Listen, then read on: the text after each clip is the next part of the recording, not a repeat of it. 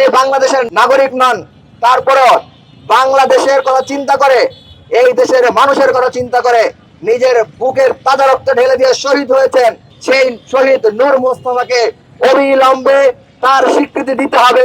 আমরা এই দাবি এখান থেকে জানাচ্ছি। আমরা দেখেছি কিছুদিন আগে হৃদয় নামে এক যোদ্ধা শহীদ হয়েছেন।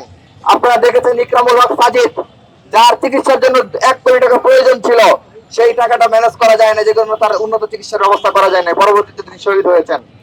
আপনারা দেখেছেন, আপনারা খোঁজ নিলে জানবেন, যেখানে জুলাই আহত পঙ্গুত্ব বরণকারীরা রয়েছে, শহীদ পরিবার রয়েছে, তাদের কাছে যে খোঁজ নিয়ে জানবেন যে তারা নিজেদের জমি ভিটে মাটি বিক্রি করে তাদের সন্তানদের আহতদের চিকিৎসা সেবা নিশ্চিত করেছেন, কিন্তু তাদের যে ঋণ হয়েছে সেই ঋণটা তারা এখন পর্যন্ত পরিশোধ করতে পারেন নাই।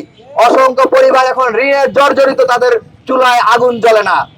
আমরা আজকের এখান থেকে আহ্বান জানাবো গভর্নমেন্টকে, কাল বিলম্ব না করে শহীদদের পুনর্বাসন, এম্পাওয়ারমেন্টের দিকে, শহীদ পরিবারের এম্পাওয়ারমেন্টের দিকে নজর দিবেন।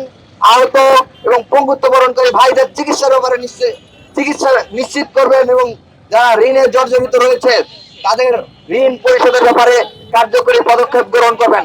একই সাথে যেই ব্যক্তিটি যিনি বাংলাদেশের নাগরিক নন, তারপরেও বাংলাদেশের কথা চিন্তা করে, এই দেশের মানুষের কথা চিন্তা করে নিজের বুকের তাজা রক্ত ঢেলে দিয়ে শহীদ হয়েছেন, তাদের সেই শহীদ নূর মোস্তফাকে অবিলম্বে তার স্বীকৃতি দিতে হবে।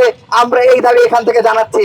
একই সাথে জানাচ্ছি, যারা এই গণহত্যা চালিয়েছে, এই হত্যাকাণ্ড সংঘটিত করেছে, সেই আওয়ামী লীগ, খনি লীগ, তাদের সহযোগী সকল সংগঠনকে অনতিবিলম্বে, কাল বিলম্ব না করে নিষিদ্ধ ঘোষণা করতে হবে। একই সাথে যারা যারা এই গণহত্যার সাথে জড়িত ছিল, গত 15-16 বছর যাবৎ শাপলা গণহত্যা, পিলখানা হত্যাকাণ্ড, মোদী বিরোধী আন্দোলনে গণহত্যা চালানো সহ 11 লক্ষ কোটি টাকার অধিক টাকা যারা বিদেশে পাচার করেছে, যারা বাংলাদেশকে একটা পঙ্গু রাষ্ট্রে পরিণত করেছে, তাদের করতে হবে। একই সাথে আমাদের জুলাই যোদ্ধাদের সর্বপ্রধান দাবি যে জুলাই ঘোষণাপত্র, প্রক্লেমেশন অফ জুলাই, সেটি ঘোষণা করবেন।